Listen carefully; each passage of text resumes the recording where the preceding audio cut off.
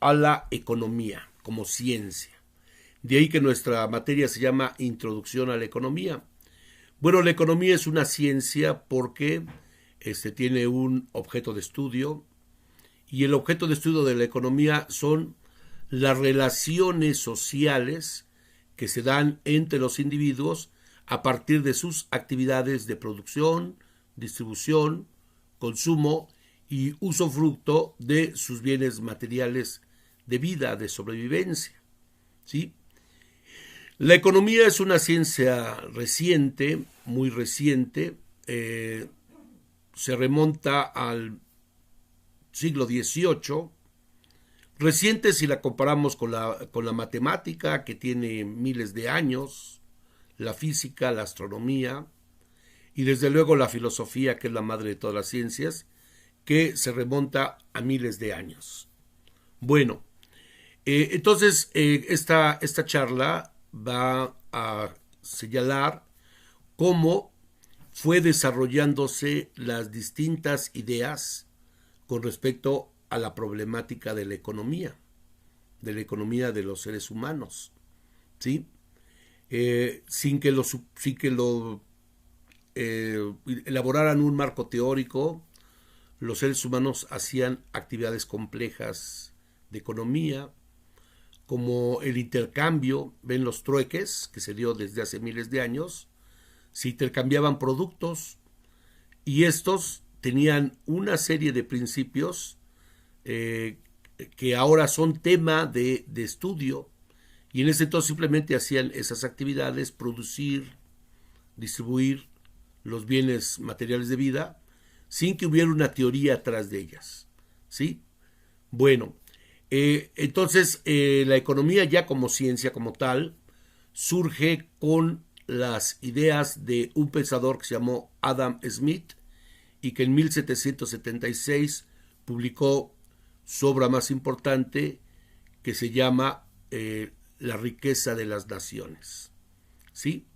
Y entonces a él se le considera ya como el padre de la economía, porque a partir de ahí ya empezaron a ver libros de economía, o sea, libros que escribían solamente sobre la temática económica. Anterior a él, la economía se encuentra en algunos escritos, pero de manera incidental, ¿no? De manera complementaria al texto base, ¿sí? Bueno, pero desde la época muy antigua ya había habido algunos aportes del término economía, ¿sí? Entonces, la palabra economía tiene miles de años que se utiliza entre los seres humanos, ¿sí? Y viene ese término de un filósofo griego llamado Jenofonte, que vivió, 500 años antes de Jesucristo. O sea, el término economía tiene una vigencia de 2500 años. Y la primera persona que habló de ese término se llamó Jenofonte. Y él fue el que hizo este neologismo. Un neologismo es una palabra que de repente aparece y se vuelve después ya uso común y corriente. Por ejemplo, la palabra sociología, como vimos, fue un neologismo acuñado por Augusto Comte, ¿sí? La palabra Estado es también un concepto que acuñó Nicolás Maquiavelo. Y esos pensadores fueron del Renacimiento, Maquiavelo, y del siglo XIX, Augusto Comte. Pero vean, la economía tiene 2500 años que así se llama. Pero sin embargo, no se desarrolló como ciencia, sino hasta cerca de 2000 años después de que Jenofonte lo había acuñado. Bueno, en un libro, Jenofonte no era economista, ni por acá se le pasaba a nadie que existiera alguna vez una carrera de economía. Él era filósofo y escribió un libro sobre filosofía en el cual en un capítulo Jenofonte describe una serie de recomendaciones a los nobles guerreros que tenían que ir a combatir a la guerra. Y entonces esos nobles tenían que dejar por un tiempo su casa. Y su casa era sus propiedades, su casa habitación, sus terrenos de labor, sus esclavos, porque en ese entonces los señores disponían de cientos de esclavos para ellos, de sus tierras, de sus instrumentos, etc. Esa era una casa. El concepto antiguo de casa era visto como una unidad productiva. Y entonces el término economía viene de dos raíces griegas, oikos, que significa casa, y nomos, que significa tratado de. O sea que en términos estrictos, la palabra economía significa tratado sobre la casa, ¿sí? Pero no debe verse esta casa desde una connotación como ahora la tenemos. La casa es una habitación donde viven las personas, pero ahí no se produce nada. En la época antigua la casa era la casa del señor, que tenía esclavos, todo eso. Bueno, en esa obra hace recomendaciones de cómo administrar una casa, esta persona a su mayordomo, y le dice: tienes que administrar así, así, así, y hay que economizar, hay que optimizar los recursos. Y por eso una primera definición de economía es el arte de administrar un negocio, de optimizarlo, de reducir costos y obtener más ganancias. Bueno, dentro de la misma Grecia esa palabra de economía siguió vigente, y Aristóteles, en una obra que se llama De Política, él también habla sobre la economía. O sea, el término economía se popularizó entre los griegos, y entonces Aristóteles, que fue un genio, es un genio del pensamiento universal, analizó una serie de cosas acerca de la economía. Por ejemplo, Aristóteles era un tipo brillantísimo, analizaba todo, era un genio a la altura de los grandes científicos que ha dado el mundo, ¿sí? Y entonces él analizaba el por qué en el trueque se intercambiaban dos bienes en una proporción, y decía: ¿por qué se cambia una espada por 20 litros de vino si son totalmente diferentes? ¿Qué es eso que los iguala? Y ahí se quedaba, lo cuestionaba Aristóteles: ¿por qué se da en esa proporción y no 10 espadas por un litro de vino? Entonces hay algo, decía, hay algo ahí. Entonces ya Aristóteles estaba escarbándole para encontrar las leyes que rigen el comportamiento humano en torno a la producción y distribución de sus bienes materiales de vida, ¿sí? Y también Aristóteles en esa obra habla bien de la economía. Dice: existe una economía muy buena, y es la economía que todos realizamos porque todos producimos algo, todos trabajamos para producir algo. Y esa economía es muy buena, es una economía productiva. Y para Aristóteles esa era la economía. Y otras actividades derivadas de la economía, especialmente los comerciantes, los mercaderes, y la usura, que son los préstamos que se dan a un interés muy alto, eso era condenado por Aristóteles, y a eso le llamó crematística. Las personas que vivían de dar préstamos y recibir dinero, las que lograban acumular dinero en oro y en metales preciosos y luego prestaban y se enriquecían. Los financieros de hoy era la clase que dijo Aristóteles que era una clase parasitaria, era la crematística, y esa era la economía mala. Esa economía no iba a llevar a ningún lado. Aristóteles tenía razón. Sin embargo, en la actualidad, jóvenes, como vimos en la línea de tiempo y las lecturas que ustedes hicieron, en la actualidad el capital financiero, los grandes financieros que prestan dinero y mueven dinero, son los que dominan el mundo, ¿sí? Estaríamos ahorita viviendo, de acuerdo a Aristóteles, una economía crematística, ¿sí? Bueno, esos son los precursores. Después también los romanos desarrollaron la economía, pero fundamentalmente a partir de los tributos. El Imperio Romano vivía gracias a los tributos que le daban las provincias que ellos dominaban. Les pedían y les cobraban impuestos, les daban tributos y tenían que hacer un conteo muy claro para rendirle cuentas al emperador, al César, ¿sí? Y ellos desarrollaron la estadística y la aplicaron a la problemática económica, que ese es un mérito muy grande, como se va a ver después en la economía, ¿sí? Bueno, y el término estadística significa de Estado, ¿sí? Estado.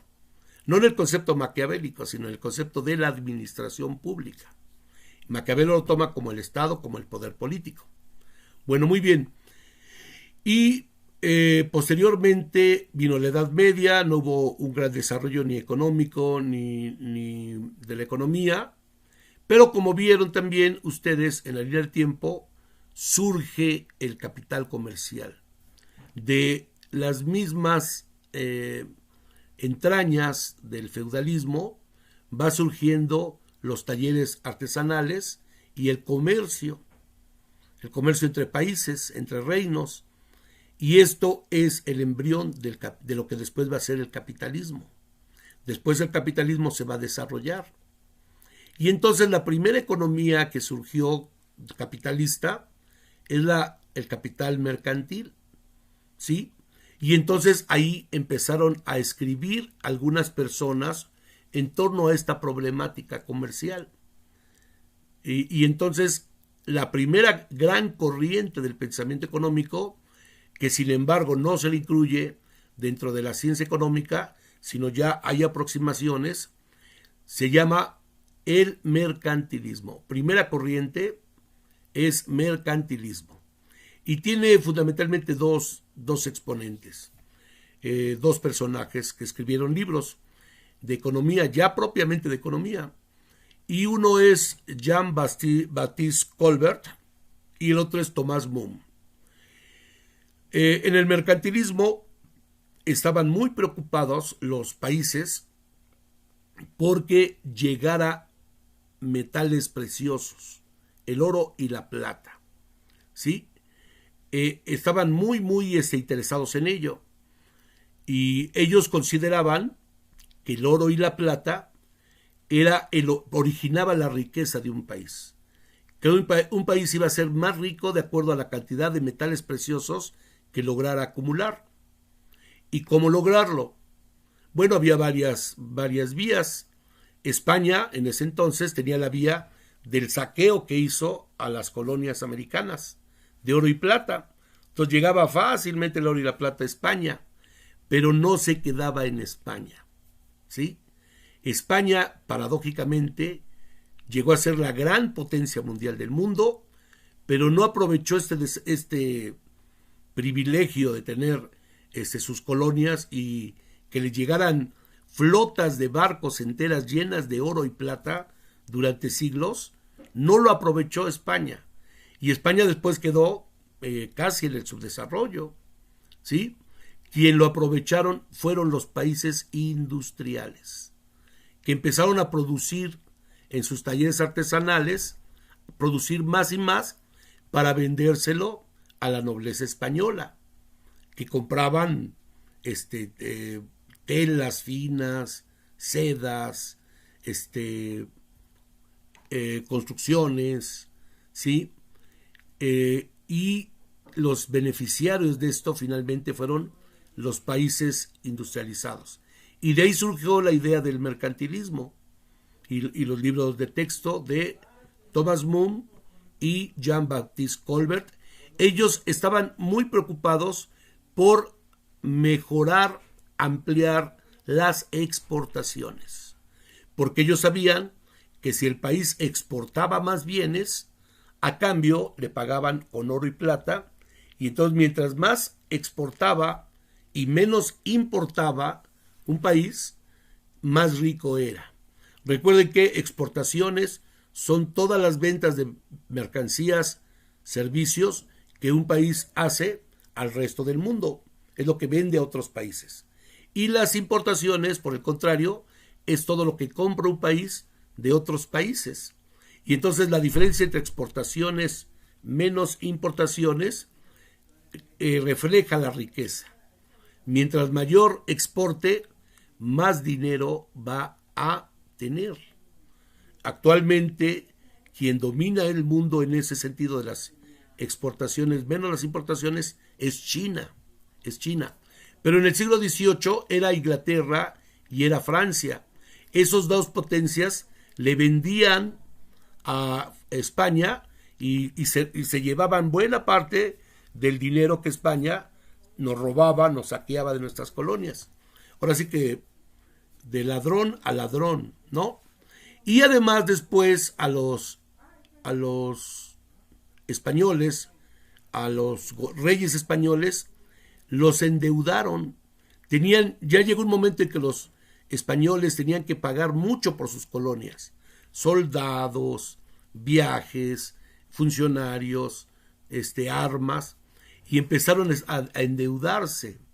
Y al final todo lo que recibían cada vez era menor, las minas se agotaron, era casi para pagar deuda externa que llegaba a las arcas de los banqueros franceses, holandeses e ingleses. Por eso en el mercantilismo ellos propugnan por la balanza de pagos, por que las exportaciones sean mayores que las importaciones y allegarse de dinero. Los mercantilistas plantean al rey que haga medidas para evitar que salga el oro y la plata, que controlen las aduanas. Y ellos plantean un proteccionismo, que el rey proteja las empresas inglesas de la competencia extranjera. Y esta idea prevaleció durante toda la etapa mercantilista, ¿sí? No hubo comercio intenso entre las colonias y las metrópolis, ¿sí? Porque estaban protegidas, ¿sí? Por eso después estalló el conflicto entre las colonias americanas e Inglaterra, porque Inglaterra no les permitía comercializar entre ellas, ¿sí? Y ven que después tiraron un barco de té contra los monopolios y surgió la independencia de los Estados Unidos, porque ya tenían ideas liberales, que son contrarias a las ideas mercantilistas.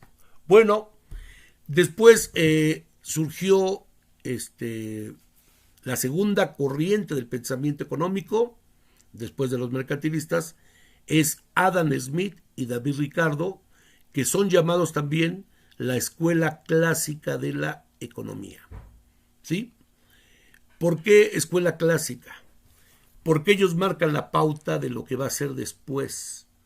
Todos los que continúen su obra van a seguir a partir de estas propuestas, hallazgos científicos que ellos señalan, Adam Smith y David Ricardo.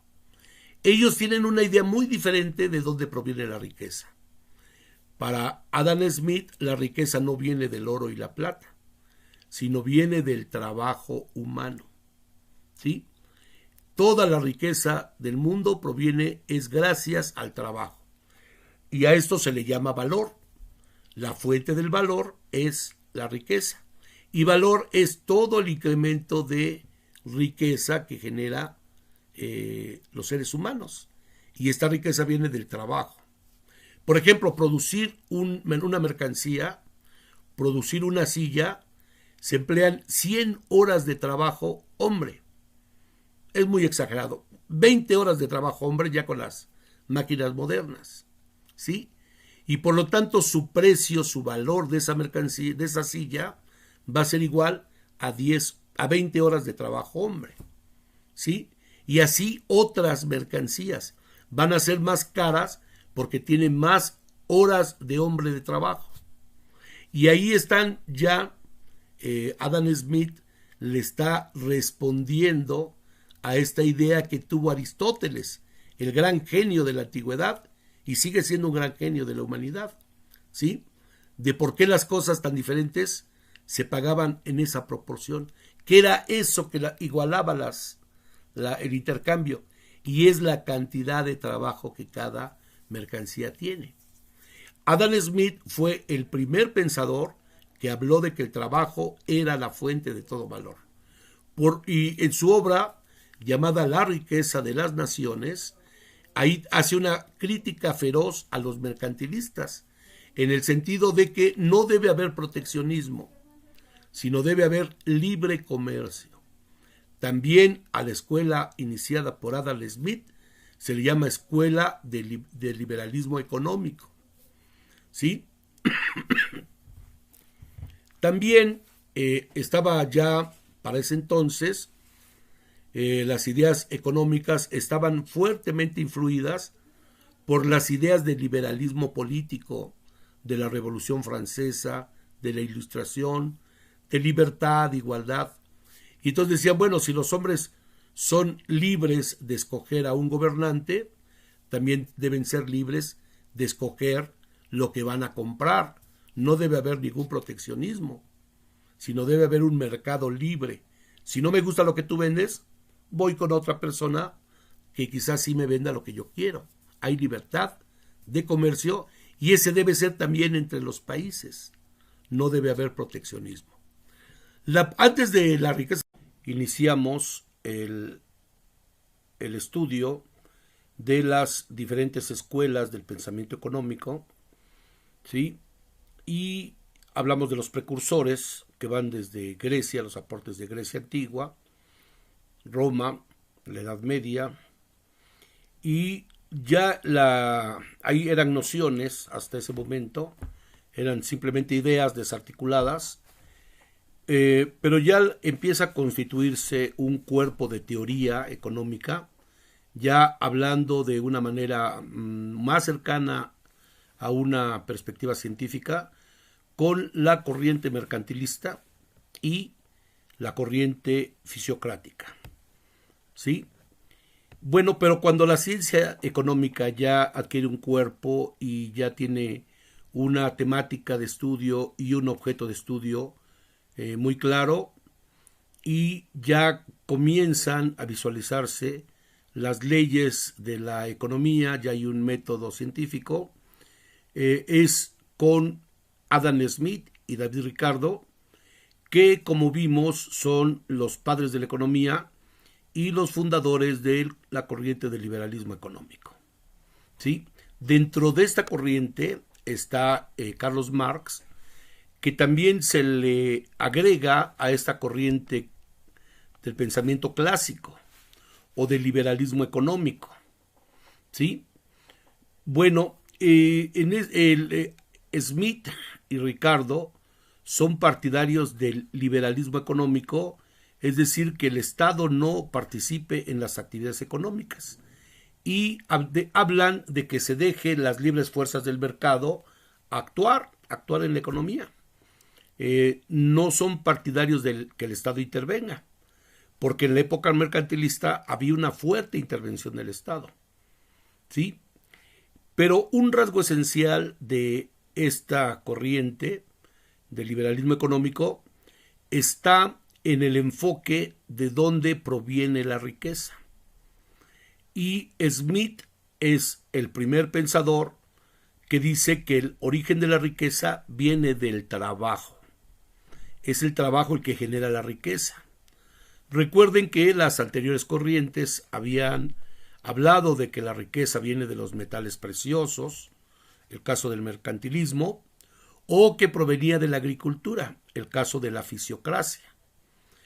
Pero el primer pensador que habla que es el trabajo humano, la energía del hombre al producir bienes y servicios, Esa es el origen de la riqueza, su trabajo. Y por eso se le llama teoría objetiva del valor. ¿Sí? Bueno, y también hablamos en la charla pasada de los aportes que tuvo, aparte de la teoría del valor, que tuvieron tanto Adam Smith como David Ricardo. Bueno, otro gran personaje que no solamente fue economista, sino también fue filósofo, politólogo, ¿sí? Es Carlos Marx. Carlos Marx, que sobre todo más que economista, filósofo, fue un revolucionario, ¿sí? Porque él desde muy joven planteó la desaparición del capitalismo, porque el capitalismo hacía que los trabajadores estuvieran en permanente pobreza, en tanto que la clase capitalista, la burguesía, era muy rica, y él demostró que esta riqueza de la clase capitalista provenía del trabajo humano que no se le desembolsaba, no se le pagaba al trabajador, ¿sí? Y a esto le llamó Marx la teoría de la plusvalía. Desde luego, la teoría de la plusvalía, el hecho de que como señalamos en la charla pasada, el trabajador dentro de la jornada de trabajo produce valor a lo largo de la jornada de trabajo. Y entonces, al elaborar mercancías, al transformar la materia en mercancías, le está agregando, incorporando valor a estas mercancías, desde el inicio hasta el final de su jornada de trabajo, ¿sí? Y el capitalista le paga al trabajador por su fuerza de trabajo, le paga por su trabajo, ¿sí? Y entonces la fuerza de trabajo es la única mercancía que se compra y se vende, pero es la única mercancía cuyo valor de uso, cuya utilidad es producir mercancías y a la vez incorporarle valor, porque ese es el sustento de la teoría objetiva del valor, de que el valor crea la riqueza, ¿sí? Sin embargo, lo que le paga el capitalista como salario durante la jornada de trabajo al capitalista no es el equivalente al total del valor que está produciendo, sino es una parte del valor que produce, ¿sí? Por decirlo así, la jornada de trabajo se divide en dos. Una parte, durante ese lapso, el obrero está generando valor para el capitalista. Y la otra parte de la jornada de trabajo, el obrero está generando valor para el equivalente a lo que es su salario, ¿sí? Es decir, la jornada de trabajo tiene una parte que es el tiempo de trabajo necesario durante el cual el trabajador desquita, por así decirlo, genera un valor equivalente a su salario. Pero la otra parte ya no se la paga el capitalista, se le queda para él. De ahí vienen las ganancias del capitalista. Y esa es la teoría de la plusvalía o la teoría de la explotación en el capitalismo. Y eso, como vimos en la charla pasada, tuvo grandes consecuencias políticas dentro de Europa y generó una gran serie de protestas y la organización de los trabajadores en sindicatos, en organizaciones obreras y en partidos políticos que seguían los principios, las ideas de Marx y que planteaban cambiar el sistema capitalista, ¿sí? Y como ya también hemos dicho, un discípulo de Marx fue Vladimir Lenin, que también fue marxista y también escribió obras de economía, y él fue el primer personaje que logró hacer una revolución en Rusia y crear por primera vez un Estado socialista, un modo de producción diferente al capitalista. ¿sí? Y el socialismo duró en Europa casi durante todo el siglo XX.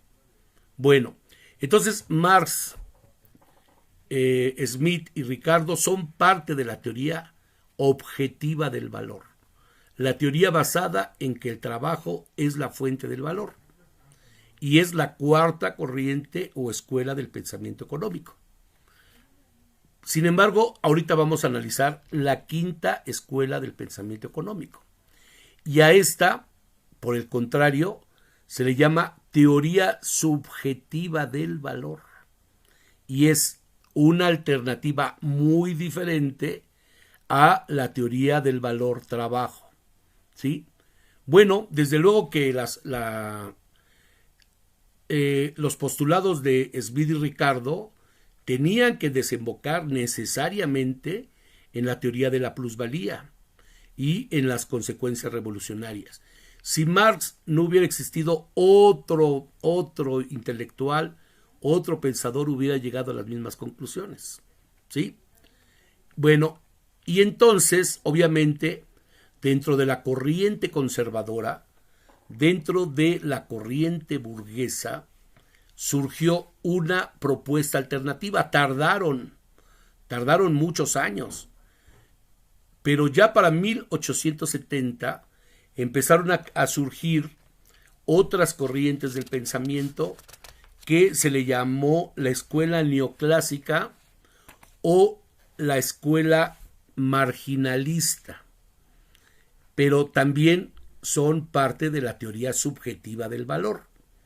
Bueno, también se le llama escuela austríaca, también se le llama escuela de Francia y de Inglaterra, porque en esas naciones surgieron los pensadores. Algunos muy destacados son Karl Menger, austríaco, William Jevons, Leon Walras, que era inglés, ¿sí? Y Wilfredo Pareto. También él era italiano. También Alfred Marshall, que era inglés. Bueno, ¿por qué son muy importantes? Porque ellos empezaron a desarrollar una teoría basada no en que el valor estaba determinado por el trabajo, sino por los gustos, deseos y necesidades de la gente. ¿Sí? Era una explicación, digamos, psicológica del valor. El valor ya no está determinado por el trabajo, sino está determinado por las preferencias de cada uno, gustos y preferencias. Es una teoría individualista, ¿sí? Es una teoría más basada en las preferencias del consumidor. Ven que ya tuvimos algunas clases de microeconomía. De hecho, la teoría de la elección, la teoría del consumidor, es esta teoría, la teoría neoclásica o subjetivista. ¿Sí? Bueno, William Stanley Jevons, él planteó la ley de la utilidad marginal. Muy brevemente, y lo vamos a analizar después, ya con un cuadro, con gráficamente, la utilidad marginal es cuando el individuo le otorga valor a las cosas que él consume de acuerdo a su nivel de utilidad. ¿Sí? Por ejemplo, si nosotros estamos en el desierto, ¿no? Y pagaríamos hasta, no sé, 1,000 pesos por una Coca-Cola. Ven que dice, te sientes la última Coca-Cola del desierto. ¿Sí?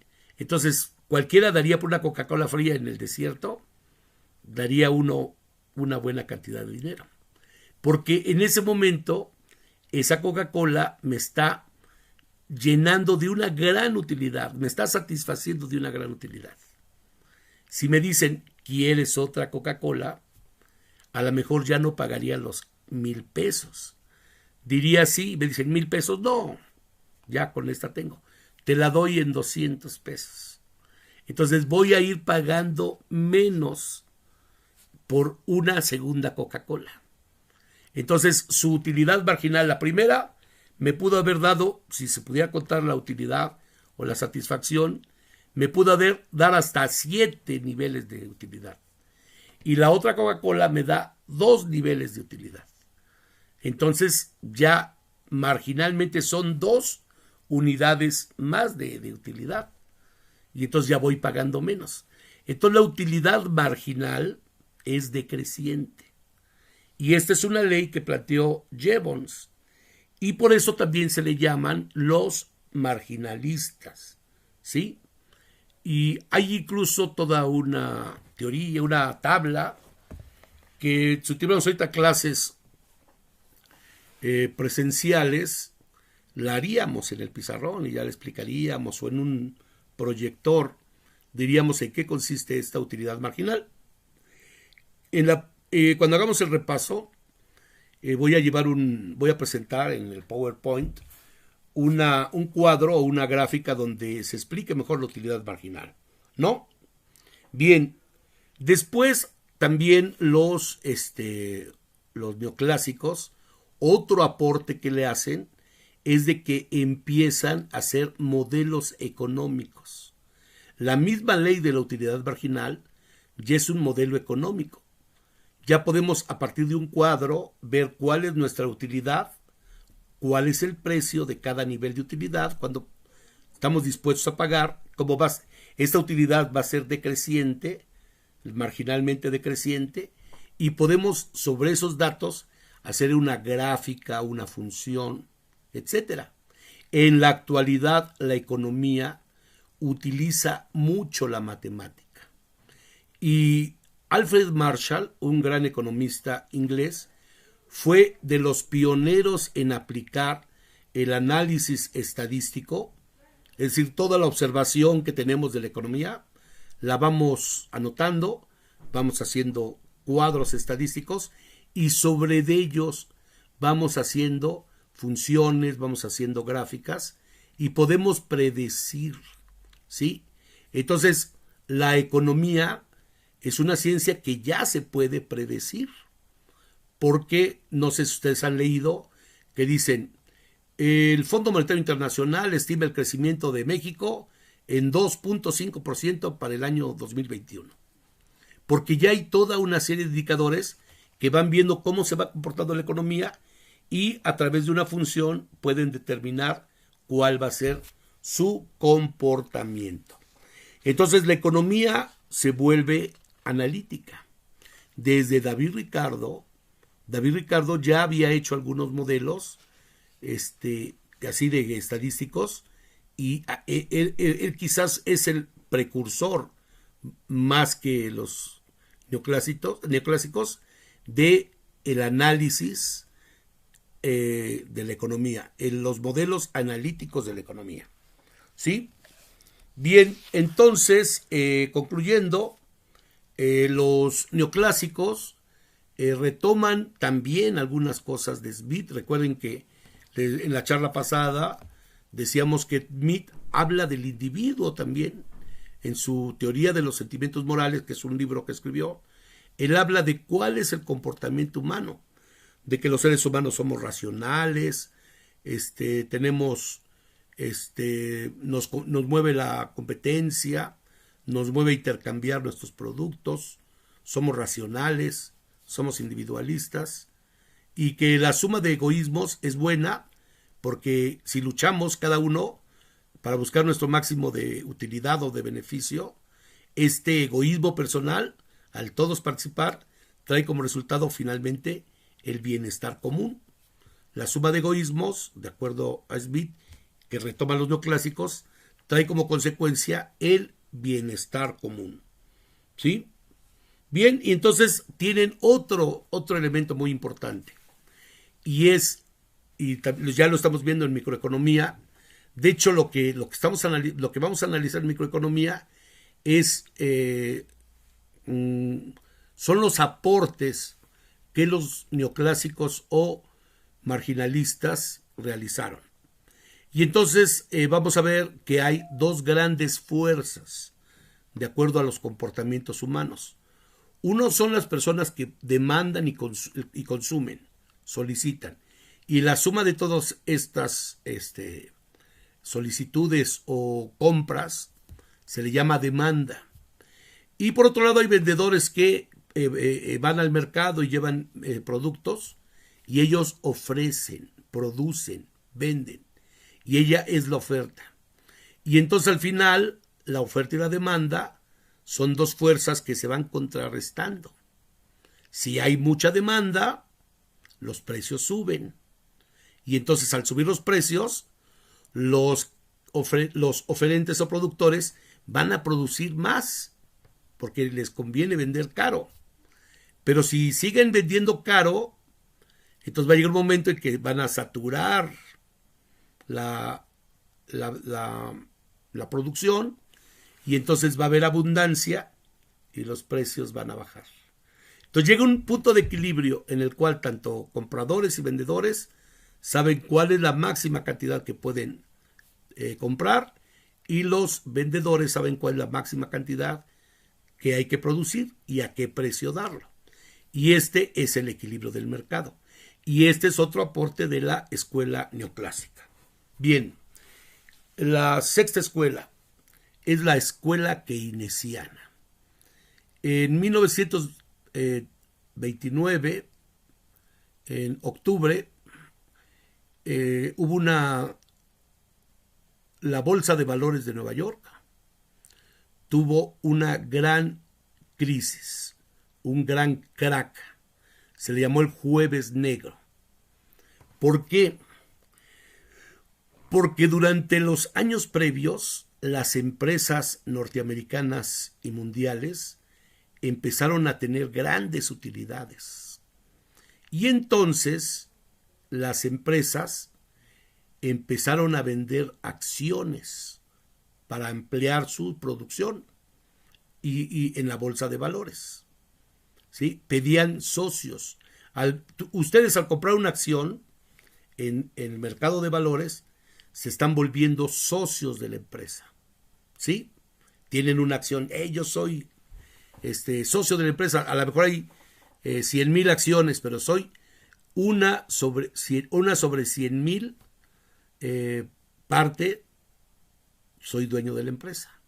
De una 100,000ª parte. ¿Sí?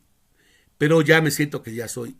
Si a lo mejor compro 50,000 de esas acciones, ya tengo la mitad y ya soy socio mayoritario.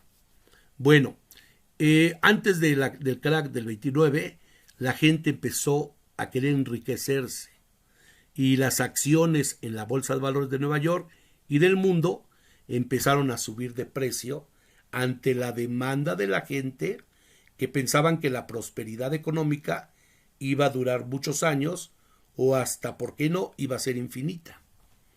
Pero empezaron algunas empresas a quebrar, a tener graves problemas financieros. Y entonces muchas empresas empezaron a bajar. Al quebrar, ya nadie quería esas acciones. Estaban bajando de precios. Algo muy importante. Ustedes compran una acción y se la juegan con él. Son socios. Lo mismo pueden ganar de acuerdo a lo que gana la empresa o también pueden perder. Si la empresa tiene pérdidas, entonces ustedes van a tener pérdidas sus acciones. ¿Sí? Y entonces en este pánico empezó, todo mundo quería vender las acciones de las empresas que estaban quebrando. Y entonces todo quería vender. Y si la acción llegó a valer, primero valía 1,000 y fue subiendo. Y costaba 2,000 pesos una acción. En un año habían duplicado su capital. Pero entonces de repente empezaron a bajar de precio, a bajar. Y llegaron a estar a menos del valor que la habían comprado.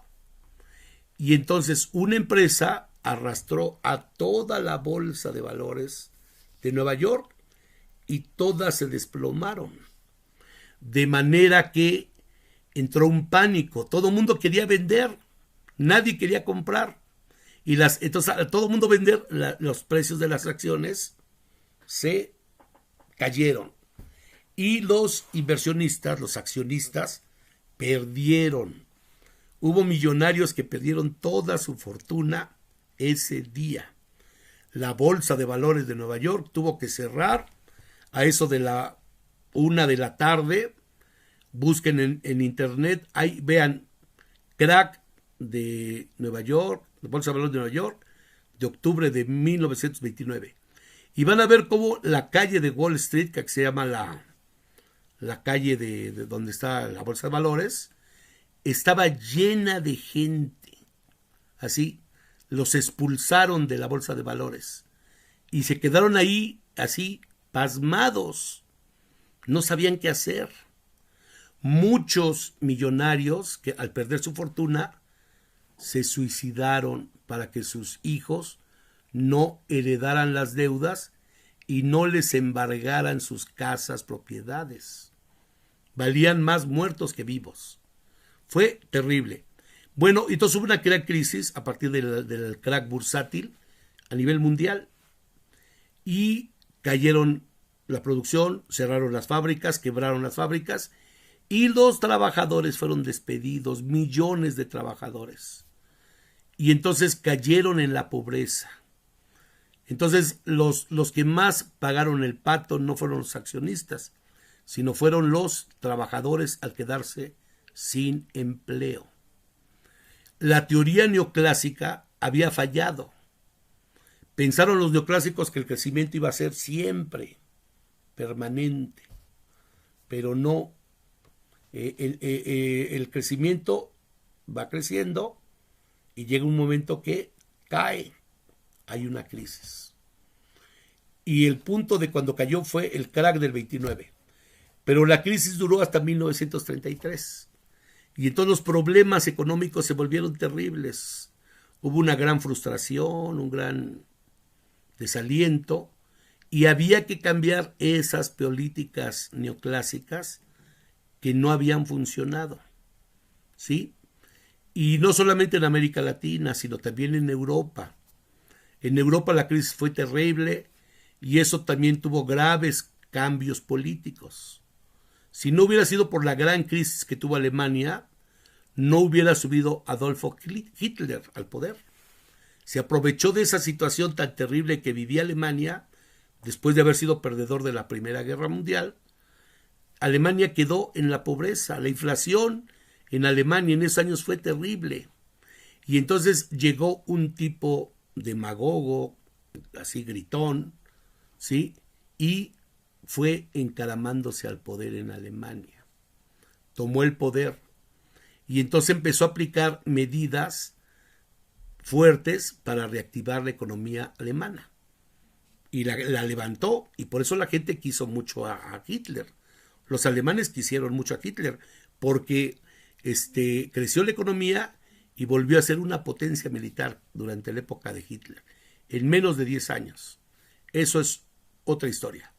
Pero en América, el presidente Roosevelt subió en 1934, me parece, no estoy muy seguro, ¿sí? Y creó el famoso New Deal, que significa nuevo contrato o nuevo trato.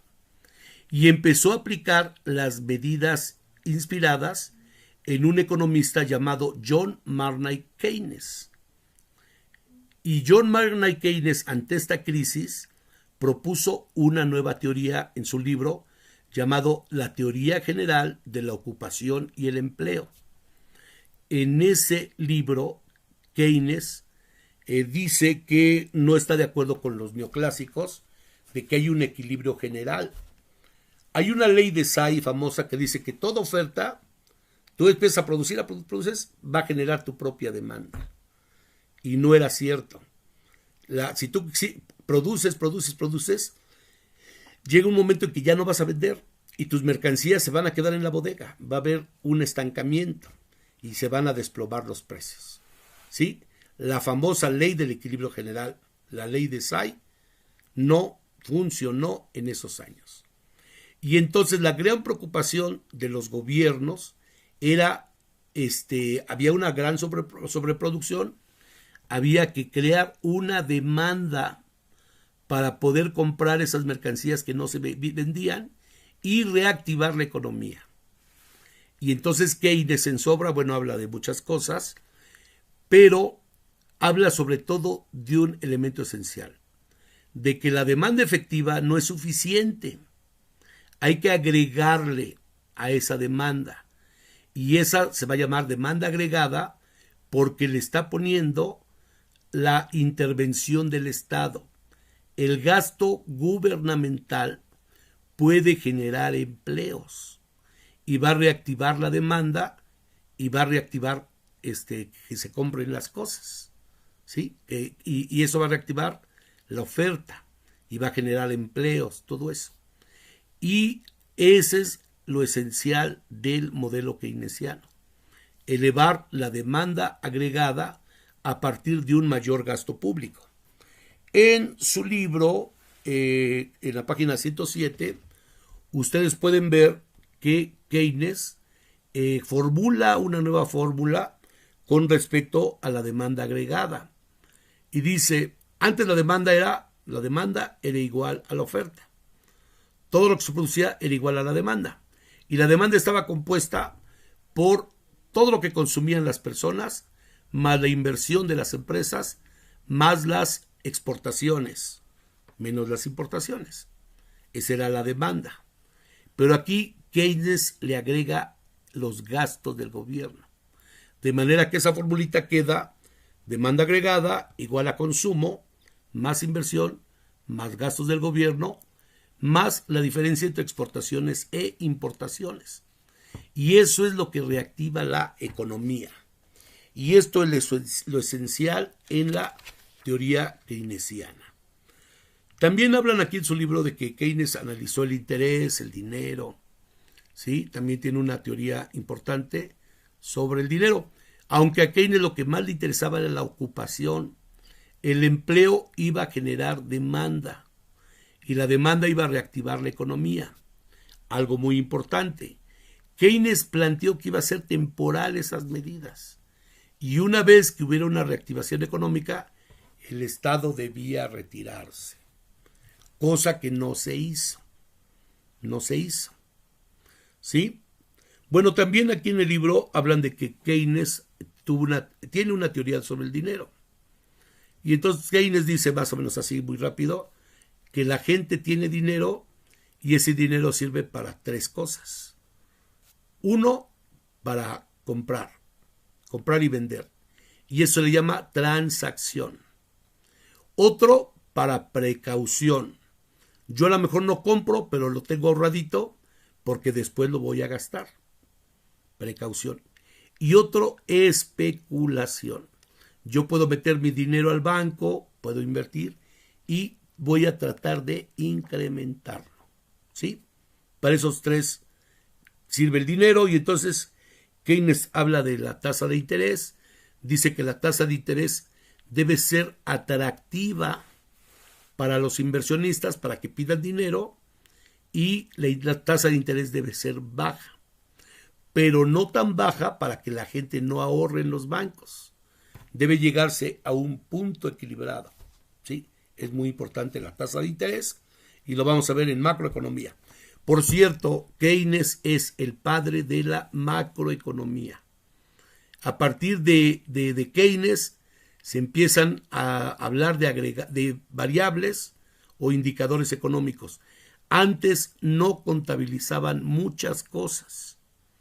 No tenían una idea de lo que es la macroeconomía. Seguían la economía de los individuos y ya lo que resultaba, ahí a ver cómo quedaba, era el liberalismo económico. Y con Keynes ya los estados, los gobiernos deben participar al menos para saber cómo está la macroeconomía. Y la única forma de saberla es con los indicadores o variables macroeconómicas, como el PIB. Keynes fue el primer economista que propuso que se midiera la suma total de bienes y servicios, o sea, el PIB, que se midiera el empleo y el desempleo, la tasa de interés, etcétera, ¿sí? Bueno, muy bien. Sin embargo, en los años 70 del siglo pasado, La teoría keynesiana, que duró desde los años 30 hasta los años 70, casi 40 años, ¿sí? Empezó a tener graves problemas. Y en las economías más desarrolladas empezó a aparecer un fenómeno macroeconómico, que es la inflación. Empezaron a subir los precios muy desproporcionadamente, ¿sí? La gente iba a los supermercados y cada vez si llevaba $100, ya no llenaba el carrito. Tenía que pagar $10 más, $15 más. Empezó a haber inflación. Y entonces empezaron a criticar fuertemente a Keynes. Y apareció aquí la sexta escuela, sí, la sexta escuela del pensamiento económico. Y es la escuela monetarista. Sí, la cuarta fueron los neoclásicos, la quinta fueron los neoclásicos y la sexta Keynes. Entonces esta es la séptima escuela del pensamiento económico. Los monetaristas. Fundamentalmente dos personajes. Uno, Friedrich Hayek, que desde los años 40 estuvo jode y jode a Keynes, que Keynes estaba contra el mercado, que Keynes era un populista, ¿sí? Y escribió en los años 40 Friedrich Hayek un libro que se llamó Camino de Servidumbre.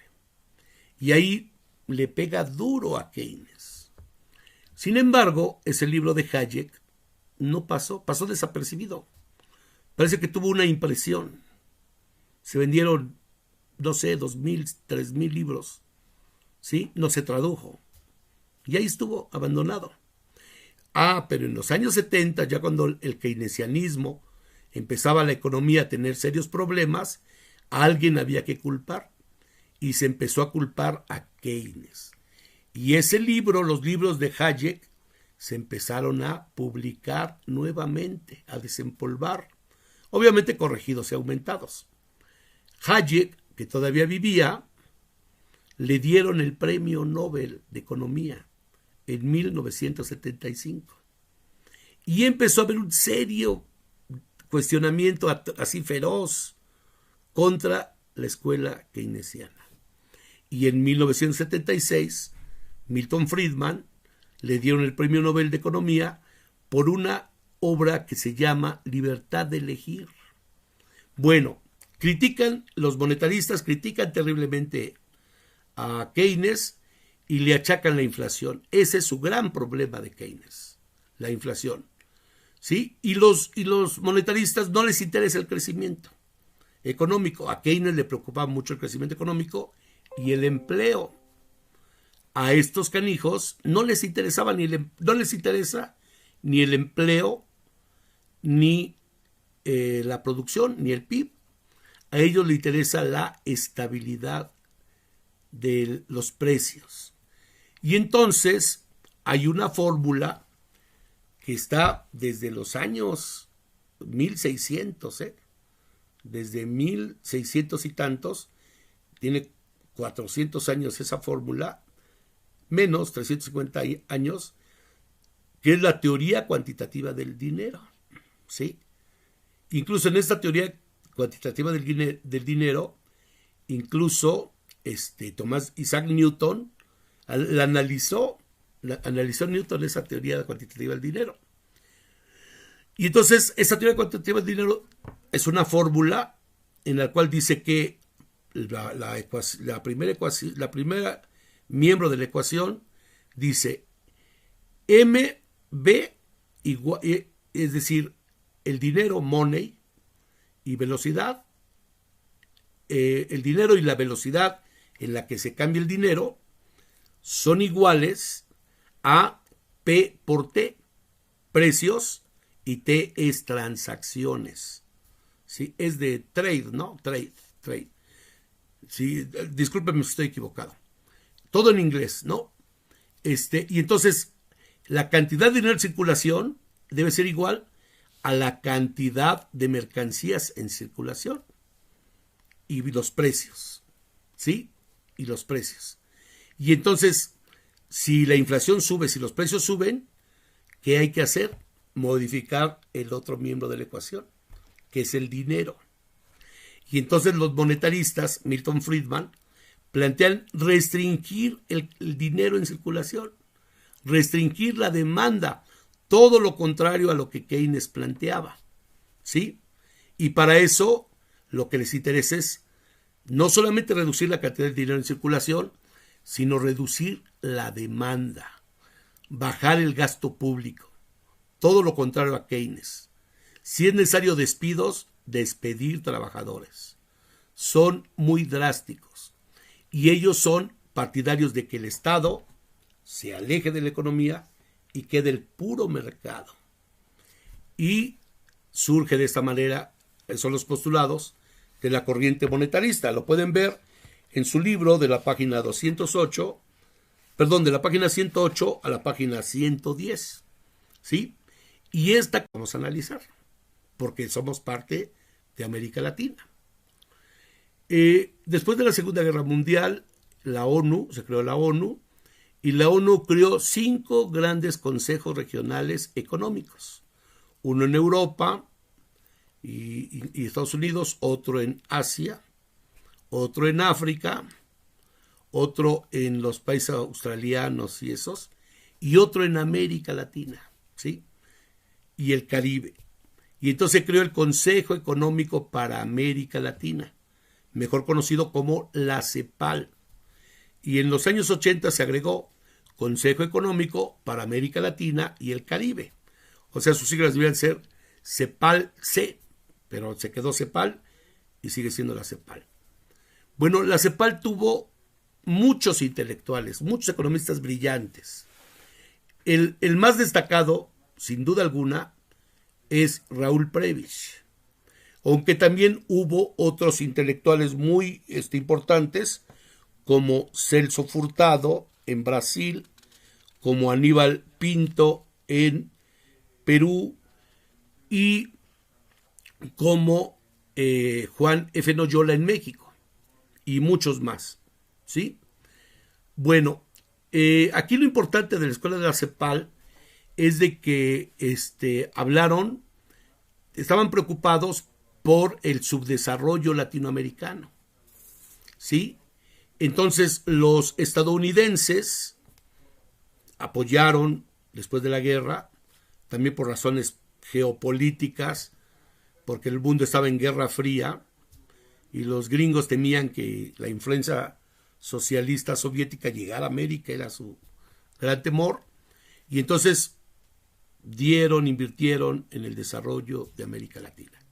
Los estadounidenses tenían la idea del desarrollo, pero siguiendo su imagen y semejanza, que los países subdesarrollados siguiéramos su patrón que ellos habían seguido, y era la industrialización y el consumo, una sociedad de consumo.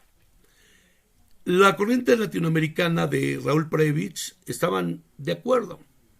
Sin embargo, no era una visión tan idílica de que vamos a seguir el patrón de estadounidense y vamos a llegar al desarrollo. No, también fueron críticos y señalaron que desarrollo y subdesarrollo son las dos caras de una misma moneda y que si los países desarrollados son desarrollados, se debe a todos los años que fuimos colonia y fuimos despojados de nuestras riquezas por los países desarrollados que no nos han permitido desarrollarnos. Y entonces ellos plantearon la idea de centro-periferia. El centro son los países industrializados, desarrollados, y la periferia somos nosotros, los países subdesarrollados, ¿sí? La periferia, la relación centro-periferia. Y más aún, Raúl Prebisch hizo muchas investigaciones y llegó a la conclusión de que también el subdesarrollo se debía al deterioro en las relaciones de intercambio comercial con los países desarrollados. ¿Y eso en qué consiste? En que los países subdesarrollados durante años se especializaron en producir bienes agrícolas de exportación, minerales, materias primas, y sus precios de estos productos son muy bajos en el mercado, muy baratos. Dicen que a nivel mundial es un mercado de compradores. Los compradores, hagan de cuenta así como si nosotros éramos los estadounidenses, los europeos, llegamos al mercado y decimos, ¿cuánto vale el kilo? No, pues que 20, vale 5. Y así es lo que nos hacen. Dicen, ¿cuánto vale el petróleo? Vale menos. Y hay muchas formas de bajar los precios de los productos de materias primas y bienes agrícolas. Y entonces normalmente nuestros productos son muy baratos. ¿Y qué hacen los países desarrollados? Nos venden productos caros, productos industrializados, con mucha tecnología, muy caros. Una computadora, por ejemplo, vale 10,000 pesos y es el equivalente a no sé cuántas toneladas de papas, de jitomates, de carbón, de petróleo, ¿sí? Entonces nosotros, decía Raúl Prebisch, mandamos un barco lleno de materias primas y ellos nos mandan 20 tractores, ¿sí? Hay una situación desigual. Peor aún, vendíamos petróleo, que es un recurso valiosísimo, y nos regresaban gasolinas, nos regresaban polímeros. Decían, es como venderles las naranjas baratas y que nos vendan carísimo el jugo de naranjas. Y el deterioro en los términos del intercambio lo analizó Raúl Prebisch, y es otro aporte de la escuela latinoamericana. ¿Sí? Estamos en un permanente deterioro en la relación de intercambio, lo cual nos ha llevado al desequilibrio comercial.